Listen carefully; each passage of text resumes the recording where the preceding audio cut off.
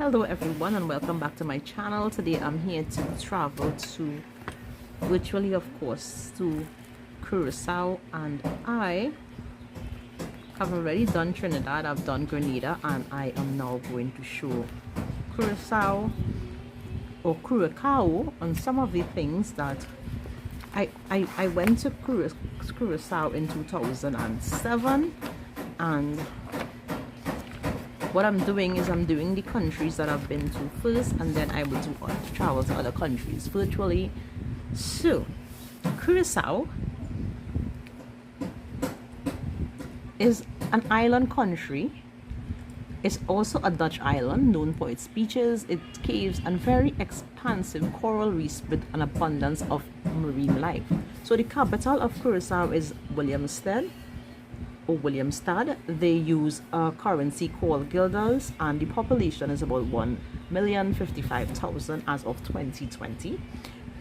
The languages there are Dutch. They speak Papiamento, English, but I almost thought that they speak Spanish there as well, because when I was there, it's like I was hearing so much Spanish.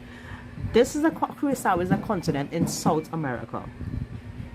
So Curacao was settled by the Arawak people first on South America mainland, and it was first visited by the Europeans in 1499, and it was then settled by the Spanish and later by the Dutch. They established Curacao as a major center for trade with the Dutch West Indian Company. So Curacao is a place that is long, it's arid, it's flat, and it stretches about 40 miles, and it's very close to its sister isles Aruba. And as we say Aruba, I'm going to be doing Aruba next, because Aruba is a country that I have been to as well, so my next country will be Aruba. So in case you're wondering what you're going to do while you're in Curacao, you have some of the things that you can do and the places of interest. You can visit Little Curacao. There's a beach called Port Tromedy. There's also the Queen Emma Bridge, and I've seen this bridge. I can tell you it's amazing. There's Otra Banda, and I've been there. There's the Island Bus Tour. There's an electric scooter and tugboat snorkel tour. There's a sea trek, helmet diving. There's snorkeling. There's jeep safari, and they are known for their dolphin experiences and cultural tours. There's also the turbines that I find was so interesting. So some of the foods, and one of their main signature dish is called the Kishi Iyana. They eat a lot of seafood, a lot of fungi, or tutu as they may call it, olibolen, stoba, stroop ruffles, and orange flavored liquor. Can you imagine drinking a liquor that is orange flavored? So these are the 10 best local restaurants in Curacao: Old Market, Rosendale's, the Barbecue Express, John Tree's Restaurant, Commodore Criollo. I'm not sure if I'm pronouncing that right. There's the De Vestige Pescadera. There's the Perinchi Corridor. There's Pop's Place, and there's you have to try the national drink, which is called Blue Daiquiri or Daiquiri. And here are 10 facts about Curacao that you should know. Curacao comes from the Portuguese word Curacao, meaning heart, either because Curacao used to be the heart center of trade, or it was because sailors were left behind and miraculously healed from their sickness. Can you imagine that, right?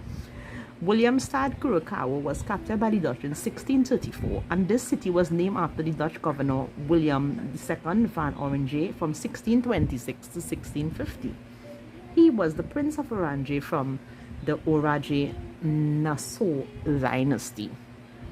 The origin of the colors: all buildings were painted white. The governor at one sitting mandated the buildings to be painted in many different colors, as white was too reflective and they think it was bad for the eye. And that is one thing that really amazed me when I was in Curacao. The buildings are so pretty. Oh my gosh, when I tell you pretty, it's so, the buildings are just pretty. The colors are amazing. There's one place that has 16 players since, it's from an MLB, 16 players since 1989, and some famous ones are Kenley Jansen, Andrew Jones, Andrew Elton Simmons, and Hensley Mullins. So the country, they have what we can call a cultural melting pot. So 50 nationalities combined, all with their own traditions, their own language, and their own history. Because can you imagine how rich and diverse their culture is? there's this bridge called, we have this swinging old lady, which is nicknamed for the Queen Emma Bridge that connects Punda and Untrubanda. That is the longest pontoon bridge in the world, and that is 170 meters.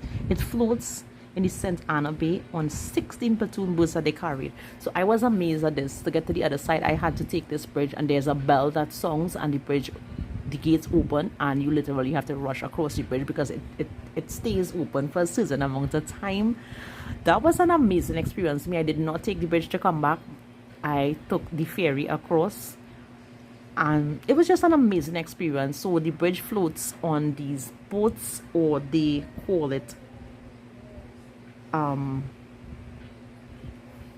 they well, it's something like a boat, and the bridge like literally bobs up and down like this. It's not too bad, you can walk on it. So it doesn't go like this, but it goes like, okay. So they have a lot of iguanas, which is a protected species, and they're everywhere. Governments are determining what to do with them. And only place in Curacao we can get iguana served is in John Tree's restaurant. Curacao is definitely a tourist destination. Curacao belongs to the Eastern Union, and Curacao is also a diverse paradise. So join me next time as I explore Aruba with you all, and I hope you enjoyed this little video, and I will see you next time. Bye.